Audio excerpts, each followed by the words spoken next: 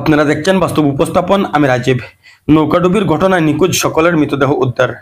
গতকাল সোনাই পূর্বাঞ্চলের মোহনপুর মধুরবন্দী গ্রাম থেকে গোবিন্দনগর হয়ে সোনাই বাজারে যাওয়ার পথে বন্যাপ্রবণ এলাকা নৌকায় পার করতে গিয়ে ঝড়ের কবলে পড়ে 9 যাত্রী নিয়ে ডুবে যায় একটি ডিঙি নৌকা। গতকাল উদ্ধার হয়েছিল 2 জনের দেহ। আজ ভোরে উদ্ধার হয় 3 জনের মৃতদেহ। সর্বশেষ একজনের দেহ উদ্ধার হয় আজ দুপুরের দিকে। সব মিলিয়ে নৌকাডুবির ঘটনায় 6 জনের মৃত্যু হয়েছে। এই মুহূর্তে ঘটনাস্থল থেকে বিস্তারিত জানাচ্ছেন সাবির মজুমদার। এই মুহূর্তে আমি দাঁড়িয়ে রয়েছি গোবিন্দনগর এলাকায়। গতকাল যে মর্মান্তিক ঘটনা সংঘটিত হয়েছিল পূর্ব সোনাইয়ের মধুরবন্দের কিছু মানুষ এখানে গোবিন্দনগর এলাকায় আসার পথে একটি মর্মান্তিক নৌকাডুবির ঘটনা সংঘটিত হয়। সেই মর্মান্তিক নৌকাডুবির ঘটনায় 6 জনের মৃত্যুর খবর ইতিমধ্যে আমরা পেয়েছি এবং এই মুহূর্তে আমরা যেখানে দাঁড়িয়ে রয়েছি সেখানে হচ্ছে গোবিন্দনগর এলাকা। গোবিন্দনগর এলাকায় আমরা বিস্তারিত আপনাদের সামনে তুলে ধরছি।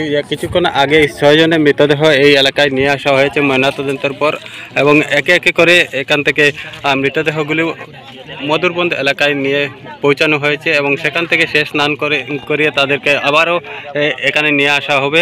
আমরা যে সাইডে আমরা দেখানোর চেষ্টা করছি যে অ্যাম্বুলেন্সে করে 6টি অ্যাম্বুলেন্সে করে শিলচর মেডিকেল কলেজ ও হাসপাতাল থেকে ময়নাতদন্তের পর ইতিমধ্যে এখানে মৃতদেহ পৌঁছানো হয়েছে এবং এখানে এলাকার অসংখ্য মানুষ যারা এখানে শোকাবহ পরিবেশ লক্ষ্য করে গেছে এবং এলাকার অসংখ্য মানুষ এখানে জমায়েত হয়েছিলেন এবং এসডিআরএফ এবং এনডিআরএফ বাহিনীর এখানে তৎপর রয়েছে। তারা এখানে যারা তাদের পাড়া প্রতিবেশী রয়েছেন তাদেরকে কিন্তু তাদের আত্মীয় স্বজন রয়েছেন তাদেরকে এখান থেকে তাদের বাড়িতে নিয়ে যাওয়ার ব্যবস্থা করেছেন। আমরা ইতিমধ্যে লক্ষ্য করেছি এসডিআরএফ এবং এনডিআরএফ বাহিনীর যে বোট রয়েছে সেই বোটের মাধ্যমে তাদেরকে এখান থেকে স্থানান্তর করা হচ্ছে, মধুরবন্দ এলাকায় নিয়ে যাওয়া হচ্ছে।